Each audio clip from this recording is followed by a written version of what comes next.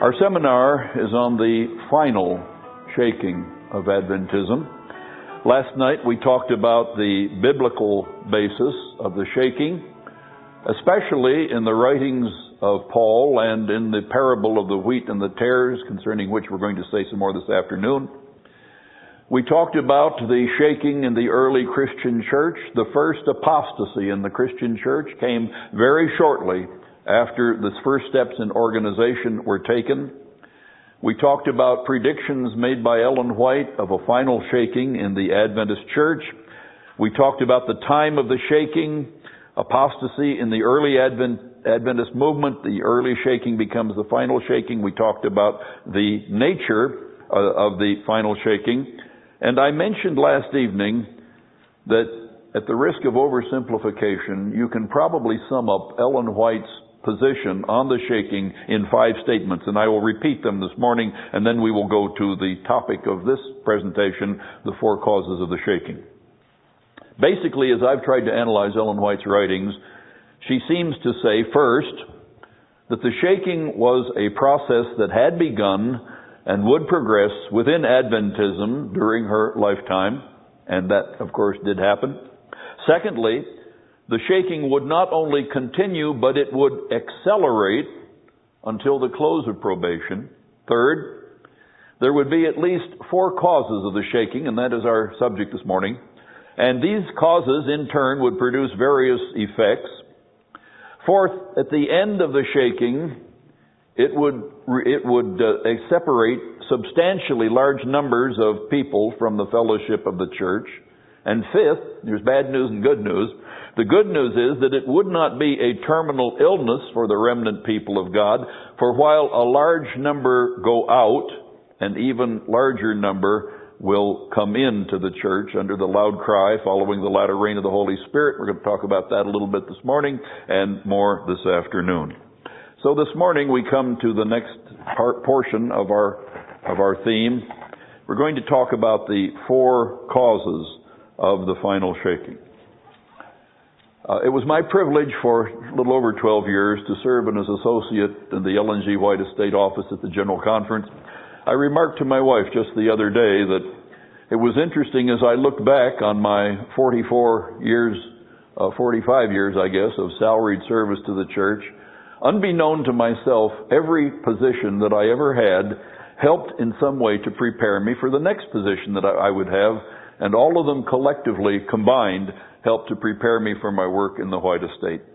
I mentioned to someone last evening that when I was elected to serve in the White Estate, I was overjoyed. I felt like Amram and Jochebed, who got paid by the king of Egypt for doing the one thing they most wanted to do, which was to train and raise their kid Moses.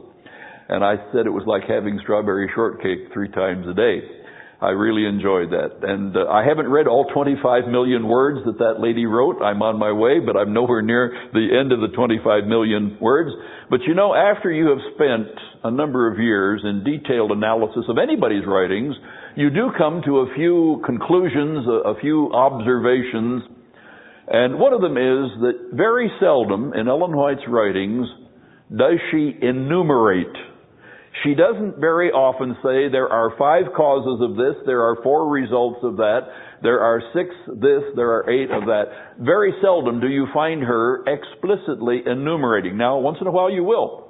In volume 5 of the Testimonies, and it's either page 510 or 610. No, 5, yeah. I'm not good at remembering page numbers. Anyway, there are a few places, and here she says there are 3 ways. There are 3 ways that God leads us to help us in our own life and also to help us to lead others. There are 3 ways. She says there are 3 ways. She doesn't say there are 4 causes of the shaking. But if you can read and if you can count, you might come to the same conclusion that I did, that there are 4. There may be more, and some people might take the 4 that I have and cut them up into smaller segments and maybe wind up with 6 or 8 causes. I have no argument with anybody.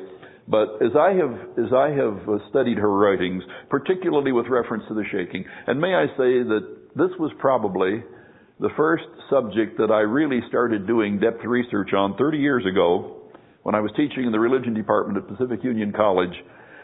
because I was interested in end-time developments. Ellen White indicated that that should be the special, that's her word, the special study of Seventh-day Adventists, end-time developments. This is what the theologians call eschatology, end-time developments. And 30 years ago, when I started making a special study, the subject of the shaking. It is not my favorite subject. I'd much rather talk about other things, but it is something that needs to be dealt with. You know, when Paul met the elders of the Ephesus church at Miletus on the end of his third missionary journey, he stood before them and he said, I have not failed to declare unto you all of the counsel of God. And all of the counsel of God to the Seventh-day Adventist church through that special witness of his includes a consideration of the shaking. To be forewarned is to be forearmed. And that's why we're here, and that's why we're dealing with this subject last night and today. 4 causes of the final shaking. The first cause that I find in Ellen White's writings of the final shaking is persecution coming from outside the church. The second will come from inside the church, and we'll talk about that in a moment. Persecution from outside of the church. This is predicated on Ellen White's understanding of Revelation 13, Revelation 14, the 3 angels' messages, which she repeatedly says was the special task given to the Seventh-day Adventist church. That is our main work, the preaching of these 3 angels' messages. And of course, the third angel's message, if any man or woman or child worship the beast in his image, receive his mark in the forehead or in the hand, the same is going to suffer a terrible, terrible fate. The worst fate that is mentioned in Scripture is found in the third angel's message. We understand that there will be, in the end time, and probably not very far into our future, that there will be a union of church and state within these United States in which there will be a national law passed. There's never been one yet. A national law passed which will require religious observance of Sunday as a day of worship. We've never had since we were a nation. Before we became a nation, there were Sunday laws in the 13 colonies. Virginia had a Sunday observance law with a death penalty. Now, the House of Burgesses, the legislature of the Virginia colony, never, to my research, has never passed it. It was promulgated by the governor, and as far as I can find in research, it never implemented. But they did have a death penalty. They had 3 penalties. The first, if you broke their Sunday law, you paid a fine. Secondly, you did time in jail. Thirdly, if you were stupid enough to break it the third time, then capital punishment was your fate. New England had Sunday laws, and Connecticut, the colony of New Haven, had a death penalty for a short period of time. In fact, if you go to Boston today, you pick up the AAA tour book and read about Boston Common, the first public park in the United States. And the AAA tour book goes on to point out that it contains stocks and pillories in which people who broke their Sunday laws had to be publicly humiliated. So, but we've never, since we became a nation in 1776, we've never had a national Sunday observance law. In 1956, before we added Alaska and Hawaii to the 48 states, making then 50, in 56 there were 48 states. 47 out of the 48 states had some kind of a Sunday law.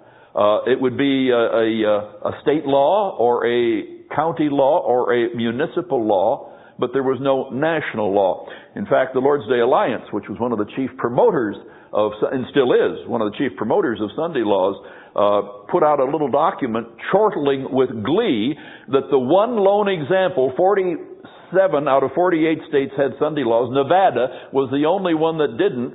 And Nevada was the gambling capital of the United States. This was before Atlantic City began to run it some competition. Nevada was the gambling, in 56, the gambling capital.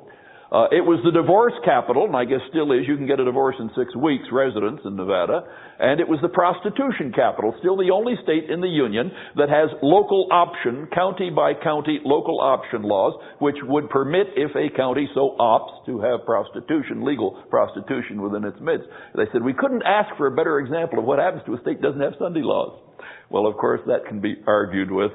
But anyway, Ellen White, interpreting for us Revelation 13 and 14, says that there is going to be, first, in the United States, it's going to be exported. It's going to be the worst export this nation ever sent out.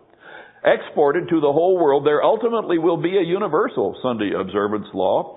And when you worship the beast in his image, you go to church on Sunday to worship, religious worship, then you get the mark of the beast in forehead or hand.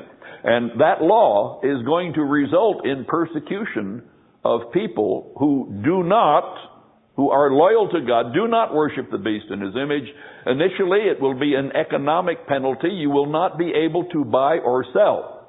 And friends, that's going to be inconvenient. Let's face it. That's going to be inconvenient. Ultimately, there will be a death penalty in these United States, and of course, then the last movements will indeed be rapid ones. So Ellen White looked ahead. I keep walking on my tail here. Ellen White looked ahead to the time when future truth would become present truth. And she said, there is going to be persecution, and if you are loyal to God and you refuse to worship the beast in his image, you are going to be persecuted. She said in volume 5 of the Testimonies, page 81, the time is not far distant when the test will come to every soul. The mark of the beast, which will be the cause of this persecution, will be urged upon us. Those who have step by step yielded to worldly demands and conformed to worldly customs will not then find it a hard matter to yield to the powers that be, rather than subject themselves to derision, insult, threatened imprisonment, and yes, even death. The contest at the end of time is between the commandments of God and the commandments of men. The dignitaries of church and state, she said in Great Controversy 592, will unite to bribe, to persuade, or to compel all classes to honor the Sunday. Now, there have been statewide, county-wide, municipal-wide Sunday laws, and there have been penalties. I can remember when I was working on my dissertation for Michigan State University, I was writing on William Fagel, the preacher of our first television program that went coast to coast. And I can remember when Faith for Today was visited on a Sunday morning by police officers on Long Island. They were urgently getting out some promotional material for the annual Faith for Today offering. The place was not open for business, but they were working there. And someone tipped off the police, and the police came and arrested the superintendent of their printing department, arrested the pressmen, took them to jail. Of course, they were released on bail immediately. And the church was prepared to take this all the way to the United States Supreme Court. In fact, we had working with us a Jewish lawyer, very famous in constitutional law, very, very high up there. And the thing, however, did not get beyond the Court of Appeal when 2 of the 3 justices threw out the case on a technicality, so it never got taken. But they were not open for business, but they were working on Sunday, and they were in violation of New York, or at least Long Island's, local Sunday observance law. Well, back in the 19th century, you've seen the pictures in some of our denominational history books. Adventist men in chains, in road gangs, working on the roads. The sheriff standing over here with a shotgun crooked in the arm. And there were particularly in the states of Arkansas, Tennessee, and Georgia, there were Adventists who were arrested for working on Sunday and who, as a result, were imprisoned. Had to work on these road gangs and so on. But that is about as far as persecution has come to this people in the United States in the 19th and 20th centuries. But of course, when that national law is passed, and probably will be passed sooner rather than later, then we are going to face serious persecution. Ellen White also goes on in 3 or 4 different places to comment on the fact that some of the Adventists who leave the church during the final shaking of Adventism will become the most bitter foes of their former brethren. Of course, it takes you back to the words of Jesus. Jesus said, a man's foes shall be those of where? His own household. And Jesus should know. Jesus was fought by his half-brothers and half-sisters. You see, Joseph had married, previous to Mary of Nazareth, had children by the first wife, and so that made them half-brothers and half-sisters to Jesus. And they were terribly embarrassed that Jesus was shaking up the establishment.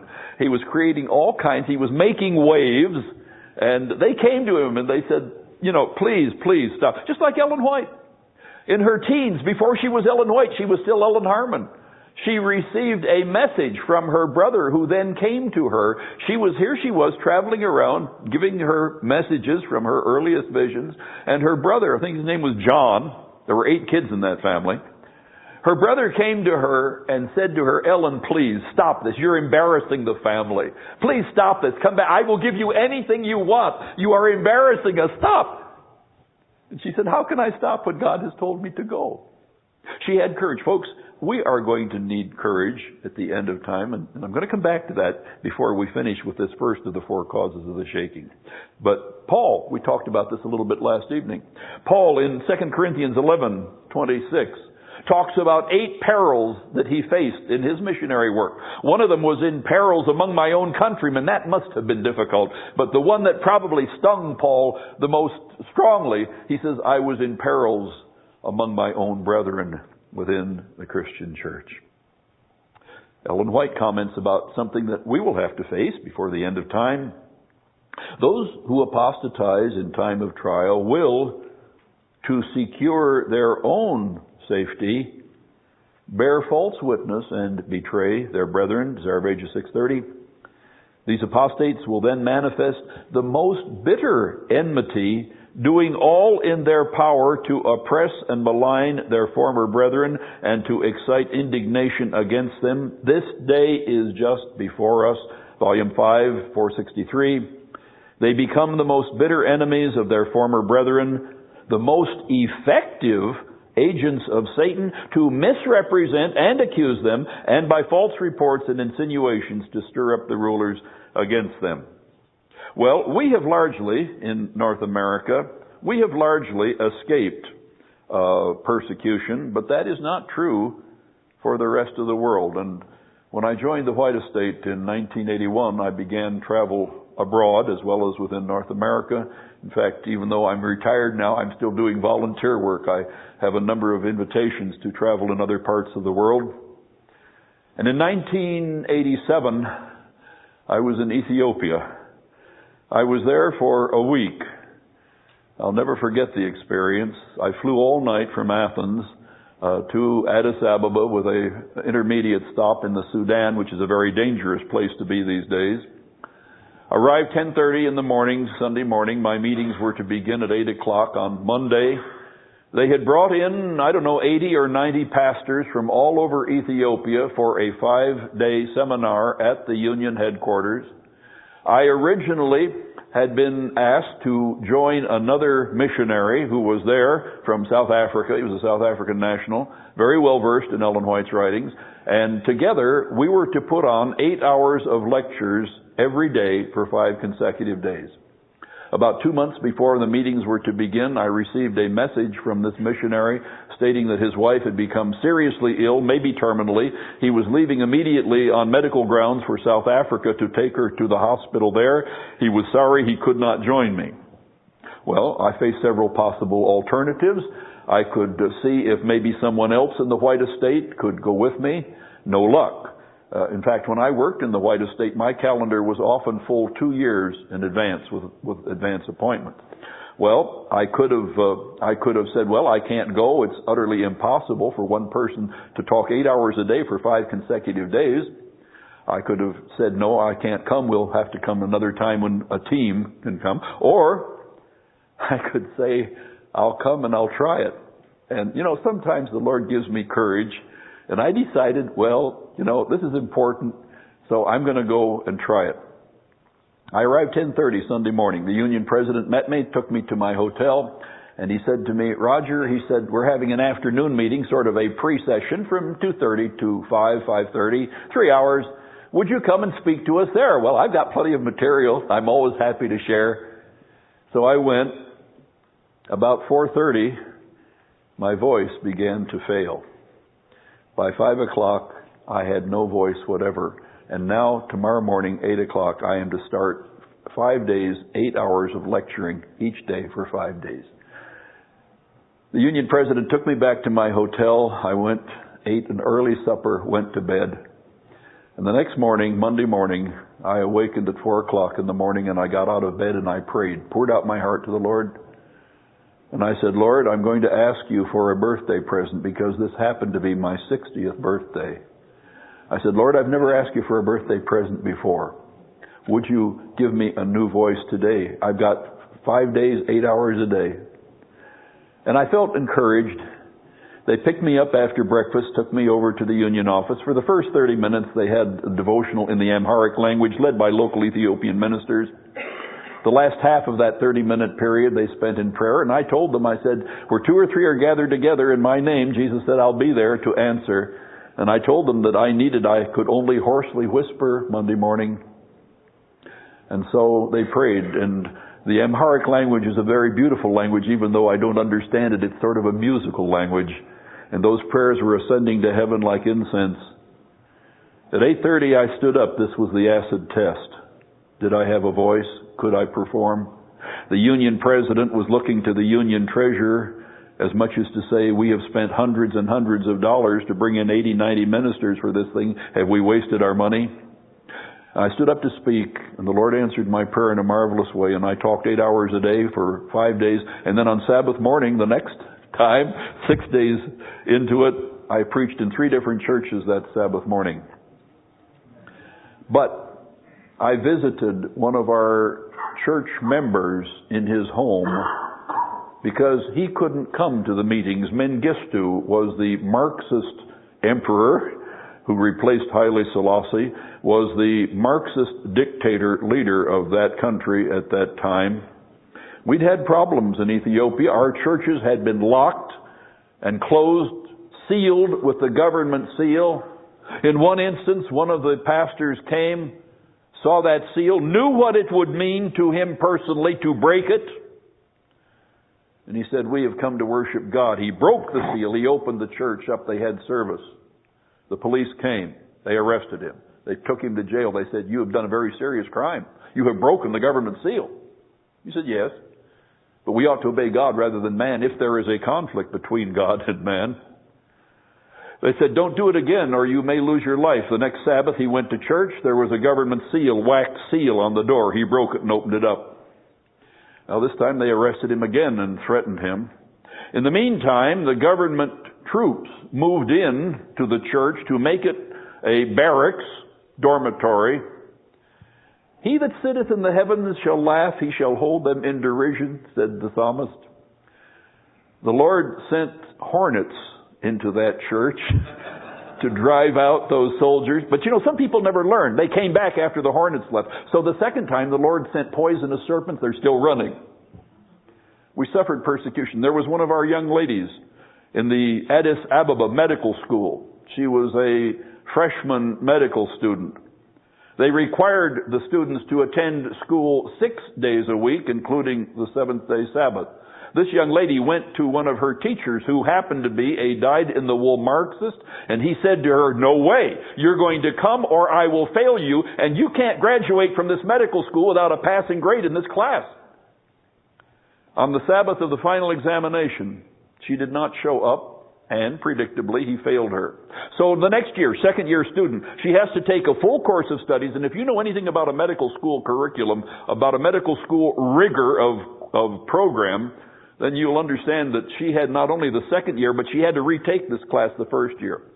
At the end of the second year, they scheduled that first examination on Sabbath all over again. She went to the professor. She said, please, sir, I know this material backwards and forwards. I've taken the course twice. He said, you'll come and take the examination on Saturday morning, or I will fail you and you can't graduate. She did not go. He failed her. Third year, she was a student again. Same thing. Fourth year. And this time he said, I've got you. You can't take it next year because you're going to be out of here. And you either graduate and get your medical degree or you are failed and that's finished for you here. He says, you've escaped me the first 3 years, but you won't escape me now. Sabbath came, she went to church. He failed her. She never was able to get her medical degree. And this was particularly tragic in a country that desperately needed qualified physicians.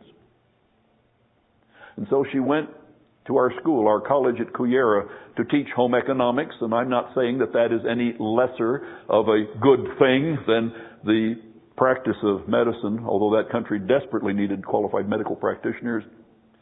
And today, she cannot put MD after her name because she chose the Sabbath.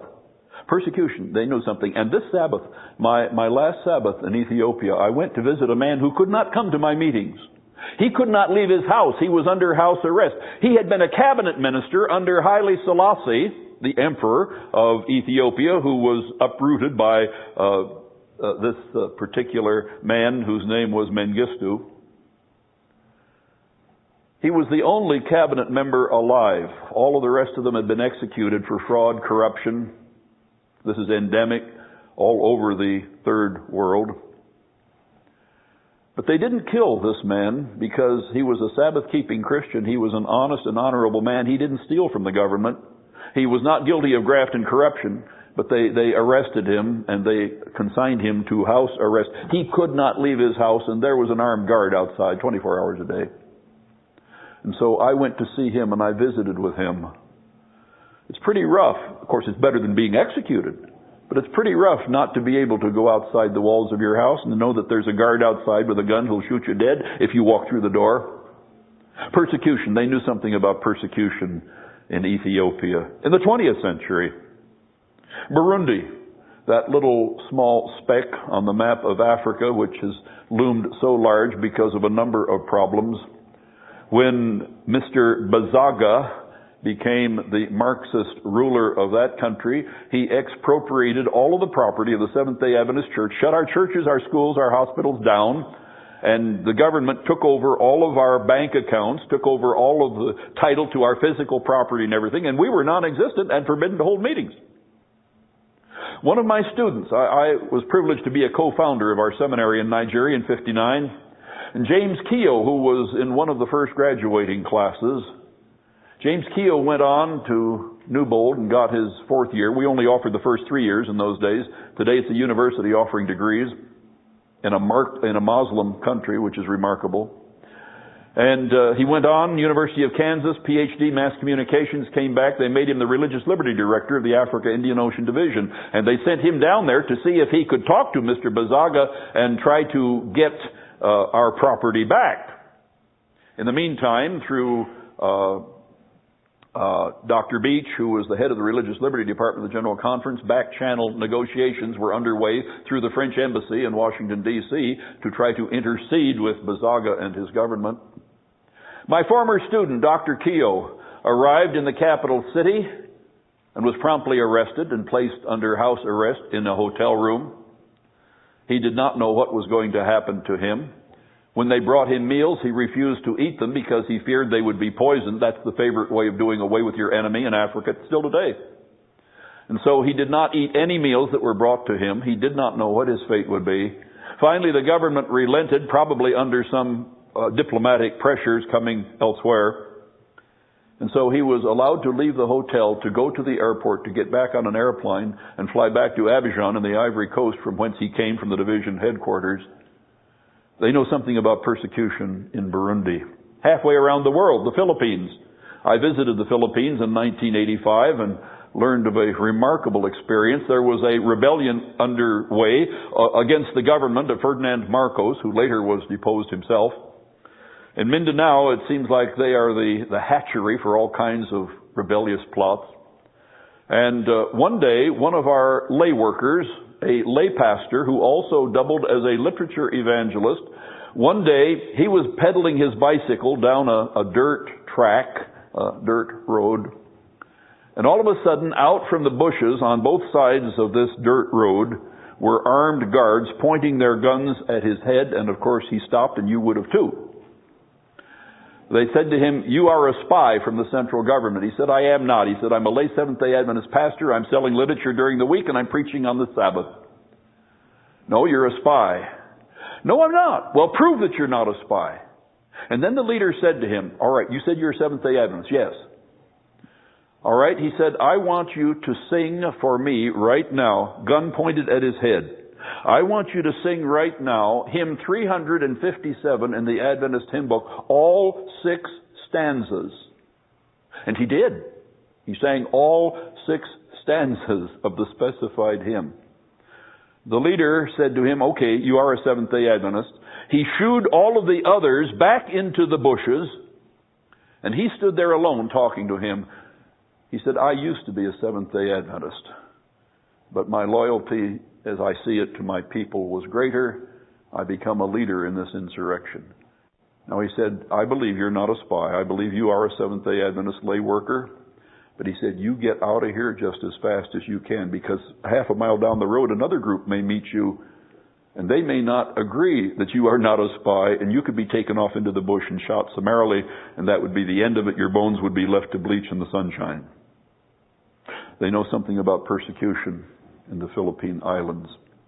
I visited Poland in 1989 on the 50th anniversary of the opening of World War II.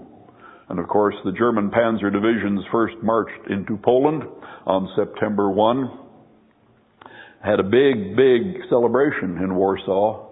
That was the day I left the country to fly to what was then called Yugoslavia to spend 3 weeks there, and then I would come back to Poland for another 3 weeks. The Polish government decided to celebrate the 50th anniversary of the opening of World War II with a big, big celebration to which all organizations were invited, including the Polish Union of Seventh-day Adventist Churches. For reasons that were never fully explained to me, nor did they need to be, I was not told why, but the Polish Union decided that they would not join the government, communist government's celebration of this 50th anniversary, but it was an occasion that could not go by unnoticed. They did not want to be viewed as anti-state, as traitors to the state, so they were going to have a celebration, and they would invite others in, and they did. They invited labor organizations, they invited religious organizations, and they had their own. And it was covered by Polish state television. The cameramen were there with their bright lights and their videotape machines for several hours, copying everything that was said and done. They invited me. I had just flown in the night before from Washington. They invited me to say a few words of an impromptu message. And on the platform next to me was a Baptist minister. He happened to be that current year chairman of an interdenominational ecumenical group. And when he stood up to speak, I saw the greatest act of personal, raw, naked courage I have ever seen in my life. The television cameras were on, videotapes rolling, the bright lights illuminating everything. And down in the 4th row were 3 representatives of the Roman Catholic Church with their collars turned around backwards. One of them, I think, was a Monsignor, and I think 2 of them were priests. And this man addressed those 3 representatives of the Catholic Church. And he said to them,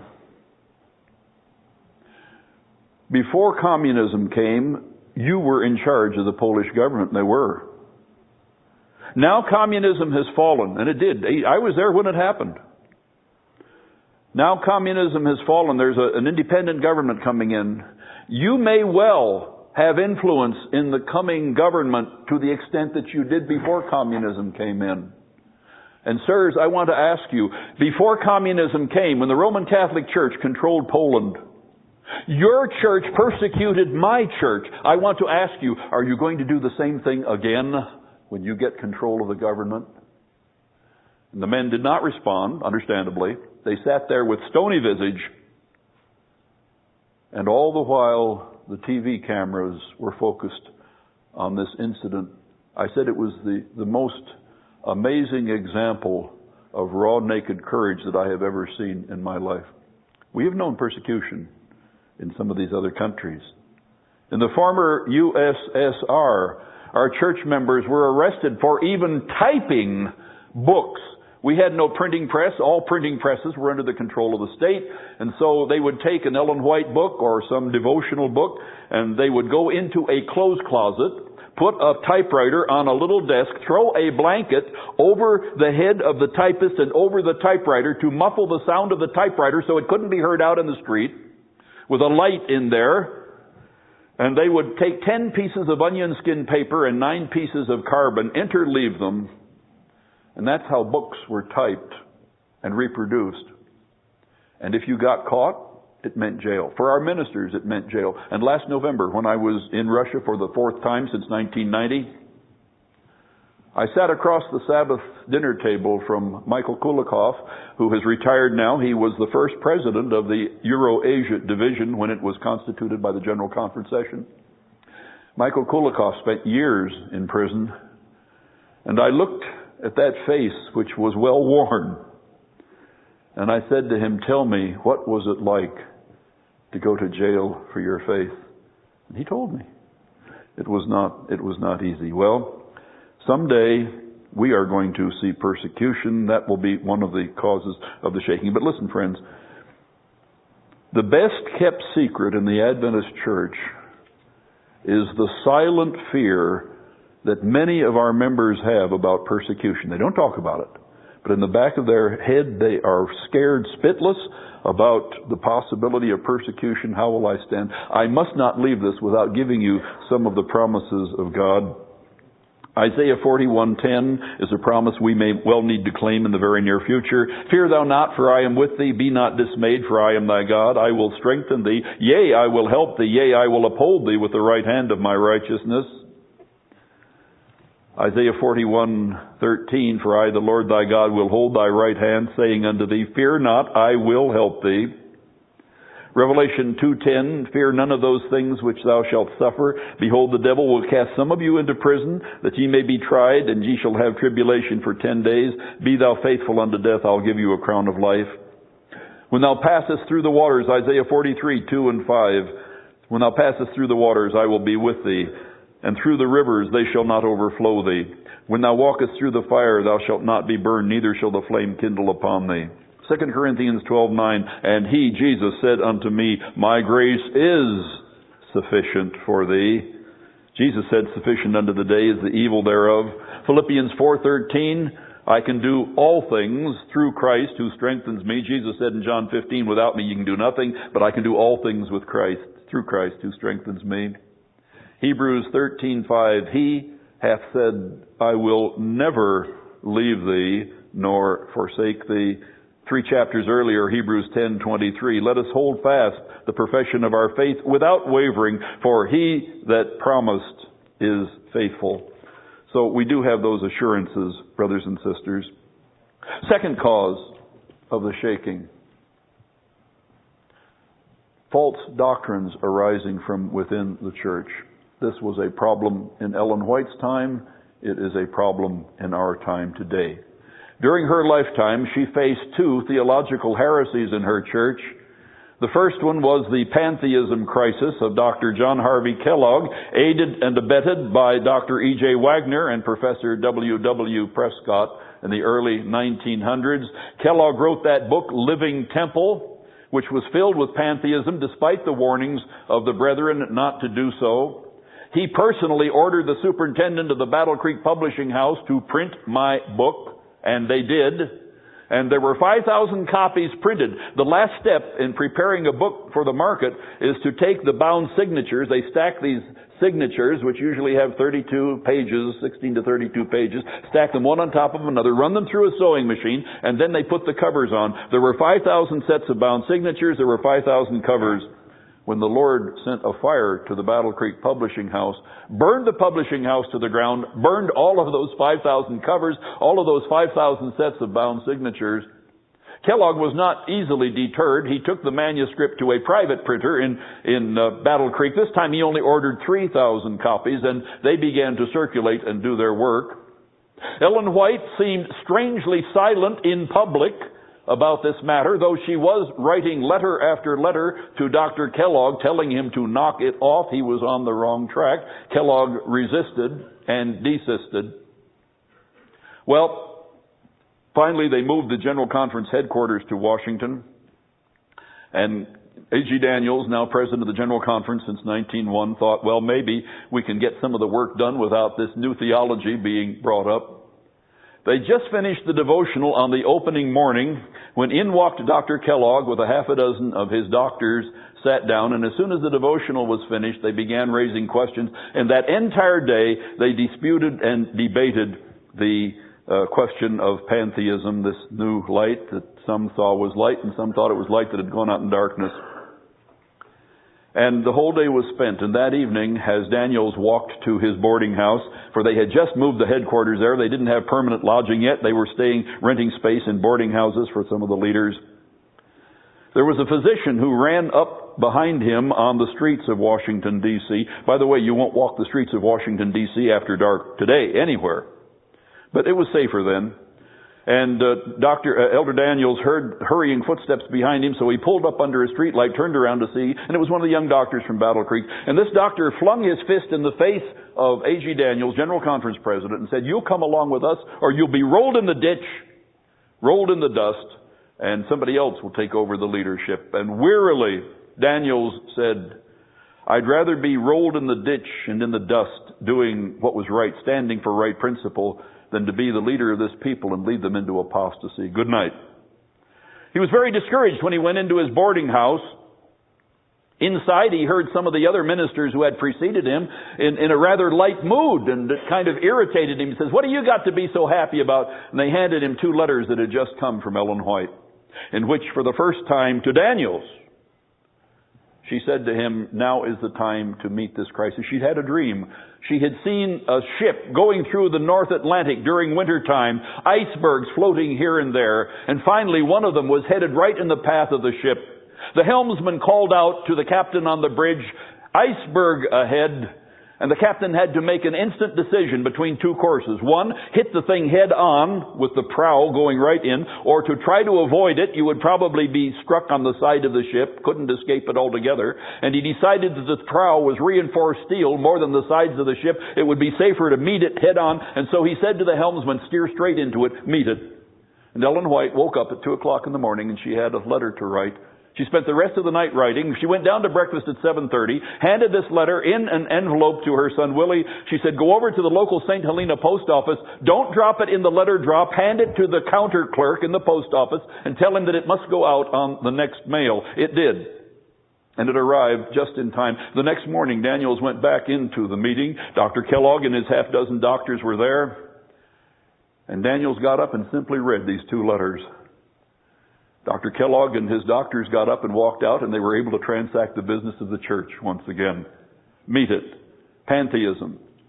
Ellen White called this the alpha of apostasy, and she made 3 statements about the omega.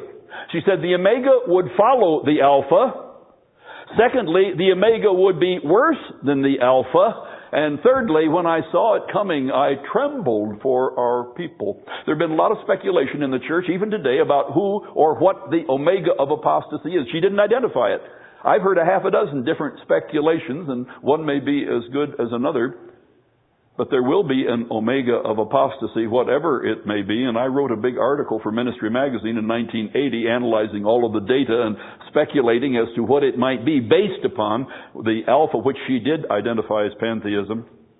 There were the anti-sanctuary views of Dr. Kellogg and Dr. Wagner, Ballinger, and Ellen White. We talked a little bit about that last night. Ellen White made 3 predictions in 3 successive years in 1905. In the future, deception of every kind is to arise. The enemy will bring in false theories such as the doctrine that there is no sanctuary in heaven. This is one of the points on which there will be a departing from the faith at the end of time. The anti-sanctuary views that were expressed in her day would resurface. They have 20 years ago. They came full front in this church. 1906, the next year. Even some of those who in times past the Lord has honored will depart so far from the truth as to advocate misleading theories involving the sanctuary question, including the sanctuary question. 1907, the next year. 3 statements, 3 years in a row. Some will be led to form new theories and deny the truths upon which the Spirit of God has placed His approval. And 20 years ago, in 1980, there was a big bomb burst on the West Coast. The shock literally heard around the world, but this isn't the Revolutionary War. And since that time, many have lost their way over the teachings of one who was a very able, capable speaker, a seminary classmate of mine and a dear personal friend. He knows that I don't agree with a number of his views. He understands that. I have to oppose some of those views in public presentation. And he doesn't believe that there's a sanctuary in heaven. He believes 1844 is a non-date. The investigative judgment is a non-event. And Ellen White, yes, she was inspired, but there are 8 categories in which he would eliminate her inspiration. Science, chronology, mathematics, 8 different categories that he said she wasn't inspired with. And that thing is still going on, friends, 20 years later. I got involved in it just a few months ago. I wrote a book which was published in 1992, the Great Visions of Ellen G. White, Volume 1. I'm hoping to bring out another couple of volumes. There's a chapter in that book of 10 chapters on the sanctuary. It was taken to a country on another continent. I shall not identify it otherwise. It was translated into the contemporary language. One of our scholars translated the chapter on the sanctuary and rewrote it 180 degrees to the opposite of the position that I took, which I thought was the position Ellen White took. I am explicating her views in that book, not my own. And this book was printed with my name on the cover as author, with a position entirely 180 degrees in the opposite direction. And I was advised about it by an Adventist lady doctor in that country who saw it and wrote to me, sent me a copy of the book, sent me an English translation, for I could not read that language. And she said, when did you change your position? And I wrote back to her, I said, I never did change my position, and this is not my position. This is not what was in the English version. Well, to make a long story short, the thing went all the way up to the division president in Switzerland, finally landed on the desk of the General Conference president in Washington. There was copyright infringement. There was a clear case of criminal activity. Had we wished to, we never would do this. We do not believe in taking our brothers to court, and don't. But they said, what can we do to rectify it? I said, destroy all of the remaining copies, and we'll just say this was a bad, unfortunate experience. They said that they would. Division president assured me, in a message to me and addressed to the General Conference president, we will destroy all the copies. Last November, that publishing house put out a catalog in which this book is still shown for sale. So we have problems today.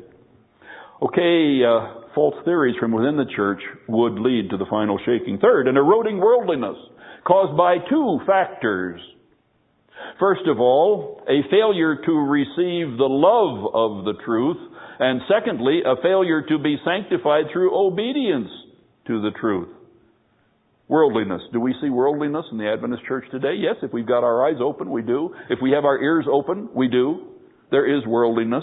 I can remember 52 years ago when I came out of college, became an Adventist pastor.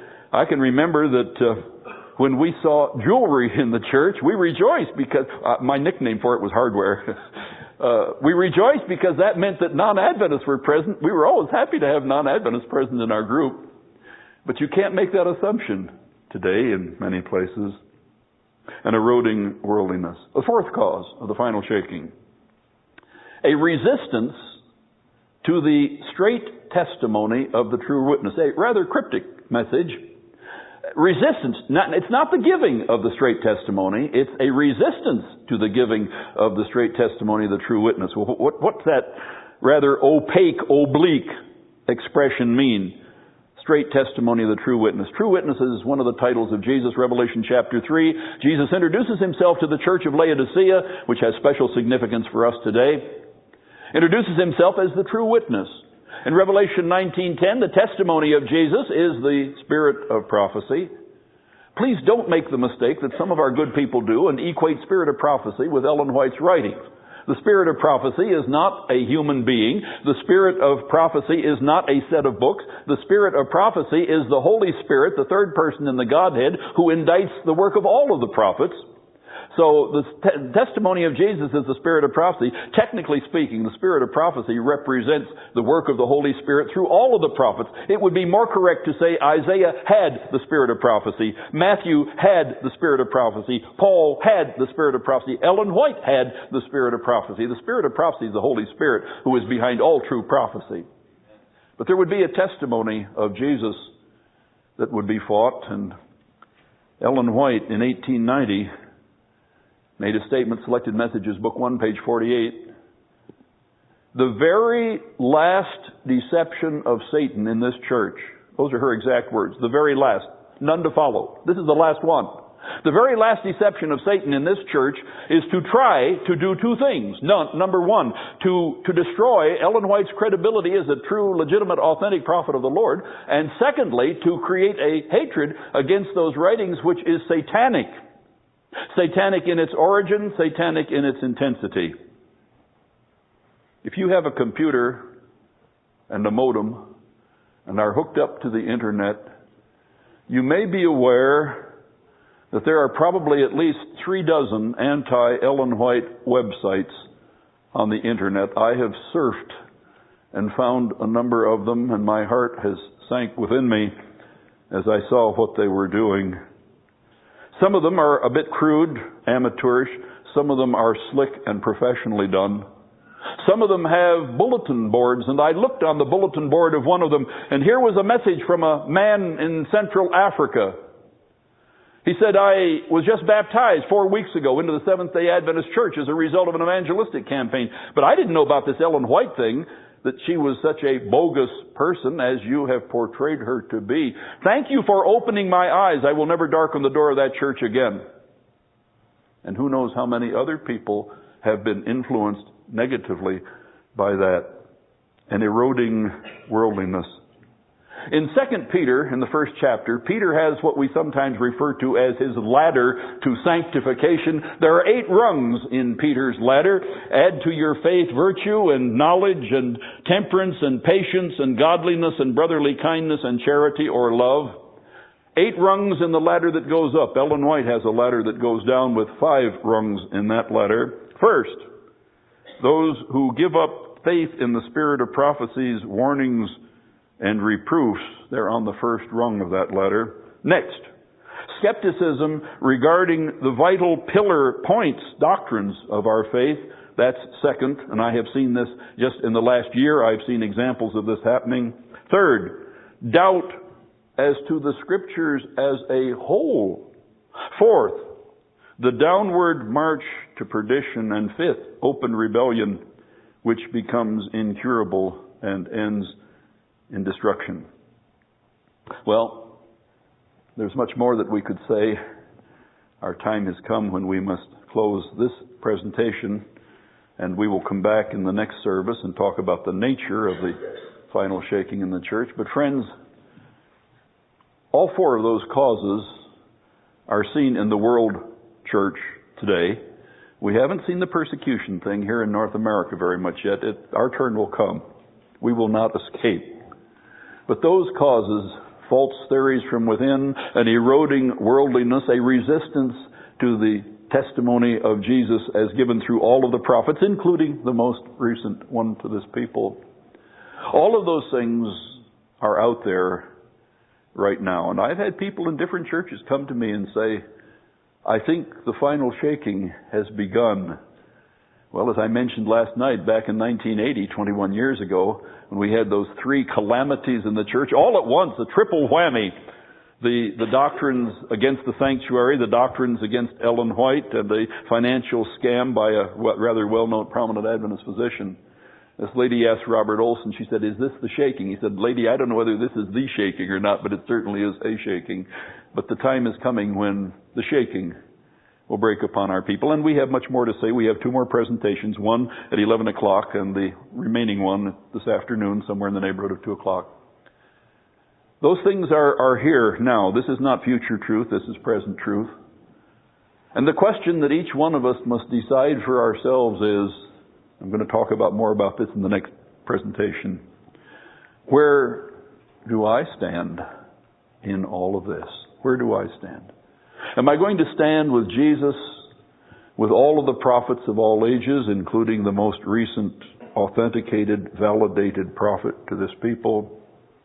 Or am I going to stand over here with Satan in his ages-long history of rebellion against the leadership of Jesus Christ? Because, friends, ultimately, the issue of the mark of the beast versus the seal of God is not ultimately a day of worship. The issue, the seal of God versus the mark of the beast, that issue is ultimately the issue of personal loyalty. Are you going to be loyal to Jesus Christ and His day, or are you going to be loyal to the devil and his day? That is where it's going to boil down to. And each one of us is going to, if we haven't made the decision yet, we are going to have to decide. And not to decide for one side is to decide for the other.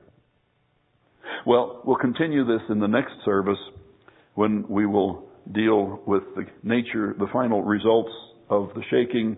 And then this afternoon, we're going to spend some time talking about this metaphor of two Israels, because some have taken that metaphor beyond its legitimate boundaries and created an impression that there's going to be a remnant come out of the remnant at the end of time, and we must deal faithfully with that. You have been listening to another special American Christian Ministries presentation. This is a digital recording for optimum sound quality. International copyright, all rights reserved. To order a copy of this or other presentations, or for a free catalog, please call toll-free 800-233-4450. International calls dial